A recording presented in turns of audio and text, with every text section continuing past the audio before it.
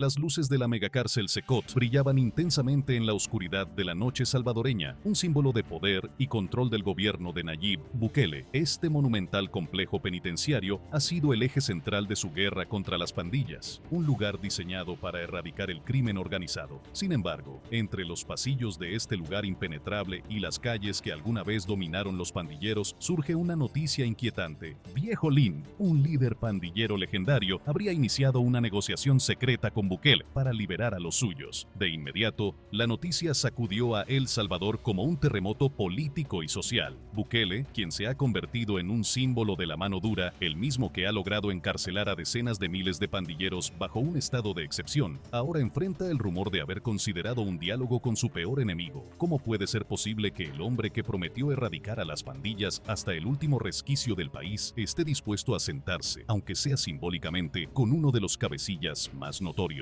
Para entender la magnitud de esta supuesta negociación, es necesario conocer a los protagonistas. Por un lado, Nayib Bukele, un presidente que ha ganado fama internacional por su estrategia radical y su forma poco convencional de gobernar. Por el otro, Viejo Lin, un hombre temido que ha dejado su huella en la historia del crimen organizado salvadoreño. Esta confrontación, ahora teñida por la posibilidad de un acuerdo, plantea dudas perturbadoras. ¿Qué motivó esta conversación? ¿Qué puede ofrecer un hombre como Viejo Lin a cambio de la libertad de sus compañeros encarcelados? Viejo Lin no es un nombre que pase desapercibido en El Salvador. Para algunos es un mito, para otros una figura real que ha sembrado caos y muerte durante años. Se dice que nació en uno de los barrios más pobres del país, donde las pandillas no eran solo una opción, sino casi un destino inevitable. Con el tiempo, ascendió en la jerarquía pandillera hasta convertirse en uno de los líderes más influyentes. Su nombre evoca respeto y temor, tanto dentro como fuera de los círculos criminales. Por su parte, Nayib Bukele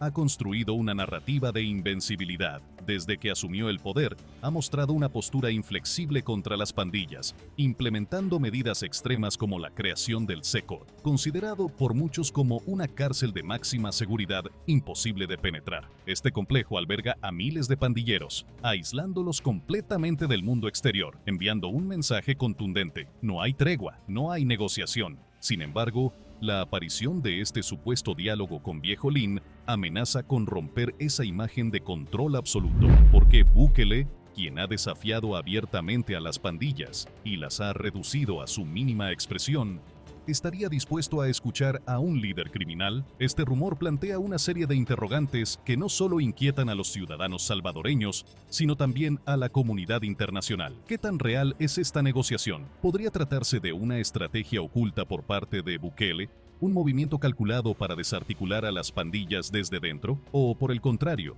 es este un signo de debilidad? Un reconocimiento implícito de que la guerra contra las pandillas no puede ganarse solo con fuerza bruta. Además, surge una pregunta más inquietante. ¿Qué implica esta supuesta negociación para el futuro de El Salvador? ¿Es un indicio de que las pandillas, aunque debilitadas, aún tienen suficiente influencia como para llegar a la mesa de negociación? La noticia no solo sacude al gobierno de Bukele, sino que también afecta a la población. Aquellos que han depositado su confianza en su liderazgo comienzan a cuestionar si su presidente realmente tiene el control absoluto que promete. Mientras tanto, los detractores de Bukele ven esto como una oportunidad para criticarlo, argumentando que negociar con un pandillero socava todo lo que ha defendido desde el inicio de su mandato. Con esta introducción, se abre un tema tan intrigante como perturbador. Una negociación entre Nayib Bukele y Viejo Lin no solo desafía las normas establecidas en la lucha contra el crimen organizado, sino que también pone en jaque la percepción pública del liderazgo presidencial. Lo que sigue es una exploración más profunda de cómo Viejo Lin llegó a convertirse en una figura tan influyente y qué lo llevó a buscar esta supuesta negociación. Viejo Lin es un nombre que resuena con un eco ominoso en los barrios más peligrosos de El Salvador. Su apodo, un símbolo de su veteranía en el mundo de las pandillas, es temido y respetado por igual. Detrás de este alias se encuentra un hombre cuya historia refleja las cicatrices de un país marcado por décadas de violencia, desigualdad y desesperación. Lin, como se le conoce en las calles, es una figura enigmática, casi mitológica. Se dice que nació en una de las zonas más marginadas de San Salvador, donde las pandillas no eran una elección, sino una imposición. Desde joven, demostró una astucia y brutalidad que lo diferenciaron del resto, ascendiendo rápidamente en la jerarquía criminal. Para los pandilleros, es un líder. Para la sociedad, es la personificación del caos. Lo que hace a Viejo Lin particularmente peligroso no es solo su capacidad de operar en la clandestinidad, sino su habilidad para inspirar lealtad incondicional en sus seguidores. Su liderazgo va más allá del miedo. Comprende las necesidades y aspiraciones de quienes lo rodean, convirtiéndose en una especie de figura paternal para muchos jóvenes atrapados en el ciclo de pobreza y violencia. A lo largo de los años, Viejo Lin se ha envuelto en una capa de leyendas urbanas. Algunos afirman que ha sobrevivido a múltiples atentados, que nunca ha pisado una cárcel o que tiene contactos incluso dentro de las instituciones gubernamentales. Otros aseguran que su verdadera fortaleza radica en su capacidad para adaptarse. Cuando las pandillas comenzaron a perder terreno en las calles, Lin supuestamente dirigió sus esfuerzos hacia actividades más sofisticadas, como el tráfico de drogas y el lavado de dinero. Sin embargo, lo que más desconcierta de su figura es su habilidad para mantenerse relevante a pesar de los cambios drásticos en el panorama del crimen organizado, mientras otros líderes han caído o han sido encarcelados. Viejo Lin parece operar como un fantasma, siempre un paso adelante de las autoridades. Viejo Lin no es solo un nombre, es un símbolo. Para algunos, representa la resistencia de las pandillas frente a la ofensiva gubernamental. Para otros, es una prueba de que el problema de las pandillas es más complejo de lo que parece. Una red enraizada en la estructura social y económica del país. Este supuesto intento de negociación con Nayib Bukele no solo pone en evidencia su influencia, sino también su capacidad para manipular los tiempos y las narrativas. Lin sabe que su nombre tiene peso, que cada movimiento suyo genera un efecto dominó. Si este rumor es cierto, no es solo una estrategia para liberar a los pandilleros encarcelados, es un desafío directo al sistema que intenta erradicarlo. Desde que asumió la presidencia en 2019, Nayib Bukele ha convertido la lucha contra las pandillas en una de las piedras angulares de su gobierno. Su estrategia, marcada por medidas drásticas y un enfoque de tolerancia cero, ha transformado el panorama de seguridad en El Salvador. Para algunos, es un héroe que ha devuelto la paz a las calles. Para otros, un líder autoritario que prioriza los resultados sobre los derechos humanos. La política antipandillas de Bukele se caracteriza por el estado de excepción, una medida que ha permitido al gobierno realizar arrestos masivos sin necesidad de órdenes judiciales. Bajo esta política, más de 70,000 personas han sido detenidas, muchas de ellas acusadas de pertenecer a pandillas. Esta estrategia, aunque efectiva para reducir los índices de homicidios, ha sido criticada por organizaciones de derechos humanos debido a las denuncias de abusos y detenciones arbitrarias. En este contexto, la creación del CECOT, Centro de Confinamiento del Terrorismo, es uno de los logros más emblemáticos de Bukele. Este complejo penitenciario, considerado uno de los más grandes y seguros del mundo, es la manifestación física de su compromiso de erradicar el crimen organizado. Con capacidad para albergar a 40,000 reclusos, el CECOT es más que una cárcel. Es un símbolo de poder y control absoluto. El CECOT no es un lugar común. Su diseño está pensado para deshumanizar y quebrantar a los reclusos. Celdas abarrotadas, condiciones extremas y un aislamiento casi total. Bukele ha utilizado este complejo como una herramienta de propaganda, mostrando al mundo imágenes de pandilleros despojados de su poder y confinados en un lugar del que no pueden escapar. Sin embargo, detrás de esta imagen de fortaleza surgen preguntas inquietantes. ¿Qué tan sostenible es esta estrategia a largo plazo? ¿Es el encarcelamiento masivo una solución real o simplemente un parche temporal para un problema más profundo? Es en este contexto donde el supuesto diálogo entre Bukele y Viejo Lin adquiere un matiz perturbador. Si las políticas del presidente son tan efectivas como él asegura, ¿por qué sería necesario considerar siquiera una negociación? Para muchos, esto podría interpretarse como un reconocimiento implícito de que las pandillas, aunque debilitadas, aún tienen la capacidad de desafiar al gobierno. La negociación también plantea un dilema moral y político. Por un lado, Bukele no puede permitirse ser visto como un líder que cede ante sus enemigos.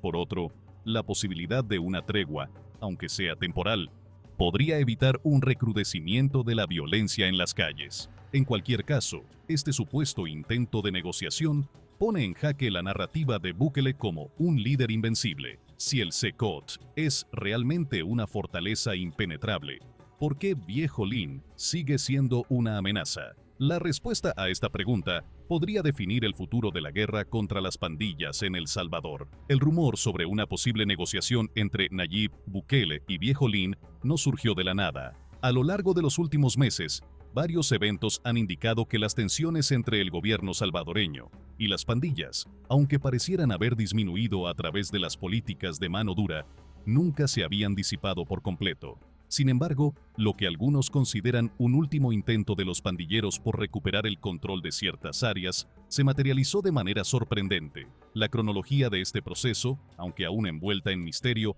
ofrece una perspectiva fascinante sobre los intereses contrapuestos y las maniobras estratégicas involucradas. A pesar del fuerte control ejercido por el gobierno, las pandillas nunca perdieron completamente su poder. Mientras Bukele celebraba la disminución de los homicidios y la caída de las cifras de extorsiones, en las sombras, pandilleros como Viejo Lean se reorganizaban. A través de mensajes codificados y movimientos discretos, las pandillas seguían operando, aunque con menos visibilidad. El punto de inflexión ocurrió en 2023, cuando varios informes de inteligencia sugirieron que, a pesar de los esfuerzos del gobierno, algunas estructuras criminales seguían siendo altamente funcionales. Esto creó unos ambientes de descontento dentro de las principales organizaciones criminales, los cuales fueron detenidos o enviados al CECOT. La creciente presión en las cárceles, sumada a la competencia por los pocos recursos disponibles, llevó a un resurgimiento de la violencia en ciertas zonas del país.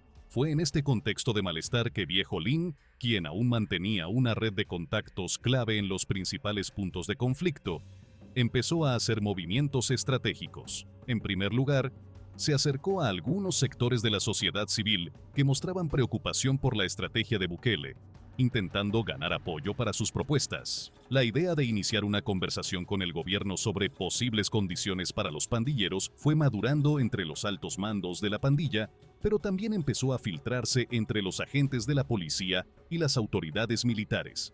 En el verano de 2023, los rumores sobre una negociación secreta comenzaron a circular. Informantes de diversas fuentes aseguraban que Viejo Lean había establecido una red de comunicación con ciertos intermediarios que operaban cerca del círculo de confianza del presidente Bukele. La estrategia de Lean era clara: obtener un acuerdo que le garantizara la liberación de los pandilleros encarcelados en el CECOT, a cambio de reducir temporalmente la violencia en las calles y ofrecer apoyo a ciertas políticas del gobierno. Aunque el gobierno de Bukele se mantenía firme en su postura de no negociar con criminales, fuentes cercanas a las autoridades confirmaron que hubo una serie de conversaciones confidenciales a través de canales no oficiales. Según informes filtrados, estos contactos involucraban intermediarios de alto nivel, personas que habían trabajado previamente en negociaciones con grupos armados o que tenían la capacidad de facilitar la comunicación entre las partes. Estos intermediarios, provenientes en su mayoría de círculos empresariales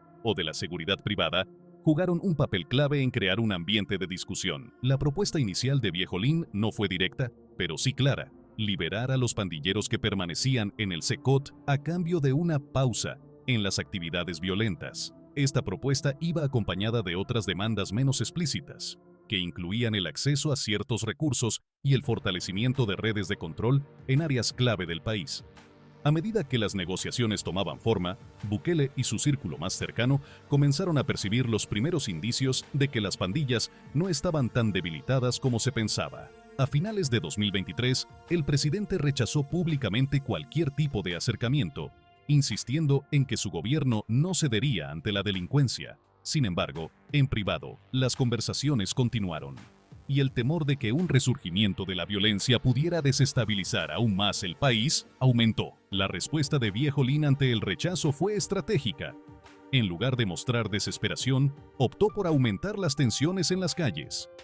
Hubo un repunte en los enfrentamientos entre pandilleros y fuerzas de seguridad, además de ataques a infraestructuras claves. Lo que estaba en juego para Lean y las demás facciones criminales era claro: necesitaban una salida, o de lo contrario, la situación se tornaría insostenible para todos. Con esta escalada de violencia, varios analistas comenzaron a especular sobre la inevitabilidad de un acuerdo. Algunos sugirieron que Bukele, a pesar de su postura pública, estaría dispuesto a sentarse con los líderes de las pandillas si las presiones internas y externas aumentaban. La situación se volvía cada vez más tensa y las víctimas del conflicto aumentaban. A principios de 2024, un nuevo giro en la trama tomó forma. Las fuentes indicaron que Viejo-Lin había emitido un ultimátum claro. Si no se alcanzaba un acuerdo para la liberación de los pandilleros, se desataría una nueva ola de violencia sin precedentes, mucho más violenta que la que había ocurrido antes. Este ultimátum, supuestamente dirigido a los funcionarios cercanos a Bukele, dejó claro que los pandilleros estaban dispuestos a llevar la situación a un punto de no retorno. Este último mensaje reveló el verdadero peso detrás de la negociación.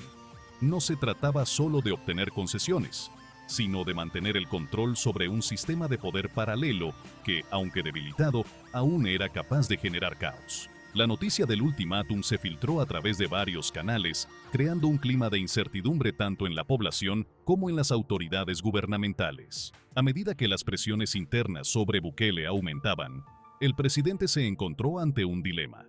Si no cedía ante las demandas de los pandilleros, podría enfrentarse a un incremento en la violencia y una posible erosión de su popularidad, que se basaba en gran parte en su capacidad para reducir la criminalidad. Por otro lado, aceptar una negociación representaría una derrota significativa en su lucha contra las pandillas, un mensaje de debilidad que podría deslegitimar su gobierno ante sus seguidores. El desenlace de esta negociación, por ahora, sigue siendo incierto. Fuentes cercanas al gobierno indican que, si bien no se ha llegado a un acuerdo formal, las conversaciones continúan a puertas cerradas. Lo que está claro es que el conflicto no ha terminado y que Viejo-Lin sigue siendo una figura relevante, capaz de manejar la situación a su favor. Mientras tanto, Bukele se enfrenta a la presión de seguir con su política antipandillas, pero también de evitar un colapso completo de su estrategia de seguridad. La crónica de la negociación entre Viejo-Lin y Nayib Bukele refleja las complejidades de una lucha que va más allá de las armas y la violencia. Es una batalla por el control, el poder y el futuro del país. Aunque el resultado final de esta negociación aún no está claro, lo que está fuera de discusión es que este evento podría marcar un punto de inflexión en la guerra contra las pandillas en El Salvador. Las reacciones a la noticia de la negociación entre Viejo-Lin y el gobierno de Bukele fueron inmediatas y polarizadas. Dentro de El Salvador, la ciudadanía se vio dividida. Por un lado, algunos sectores vieron la posibilidad de un acuerdo como una medida pragmática para reducir la violencia en las calles. La promesa de una disminución en los enfrentamientos entre pandilleros y fuerzas de seguridad parecía un alivio para los ciudadanos que vivían en zonas donde la violencia había alcanzado niveles extremos. Para ellos, un acuerdo significaba la esperanza de un regreso a la relativa calma, aunque a costa de ceder ante los criminales. Por otro lado, una gran parte de la población, especialmente los seguidores más leales de Bukele, sintió que cualquier negociación con los pandilleros sería una traición a la lucha por la seguridad.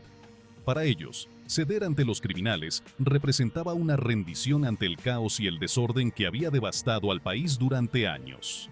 Las críticas aumentaron, especialmente en las redes sociales, donde el rechazo a un acuerdo con las pandillas se hizo sentir con fuerza. La pregunta que se planteaban muchos era si el presidente estaría dispuesto a arriesgar su legado por una decisión que podría interpretarse como una muestra de debilidad. A nivel internacional, la comunidad externa se mostró cautelosa. Organismos internacionales y gobiernos aliados, como Estados Unidos, observaban de cerca la situación.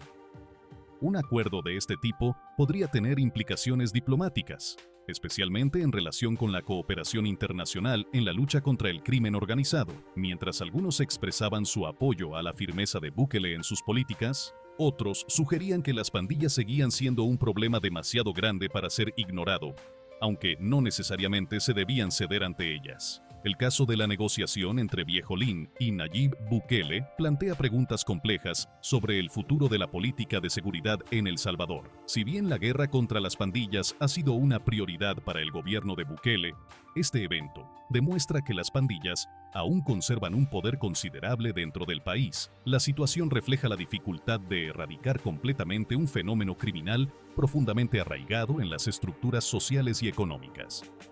Más allá de las implicaciones políticas inmediatas, este episodio ofrece una reflexión más profunda sobre las consecuencias de las políticas extremas. Si bien la mano dura ha sido efectiva para reducir la violencia, también ha alimentado un ciclo de resistencia y confrontación con actores criminales dispuestos a jugar sus cartas. Al final, la negociación, aunque indeseada, podría ser vista como una señal de que las soluciones rápidas y unilaterales no son siempre suficientes para resolver un problema de tal magnitud. Las lecciones que se extraigan de esta negociación podrían influir en la dirección futura de la política de seguridad, no solo en El Salvador, sino también en otras naciones que luchan contra organizaciones criminales similares. La pregunta sigue siendo, ¿cómo puede un gobierno mantener el control sin perder su legitimidad? ¿Y qué sacrificios está dispuesto a hacer para lograrlo?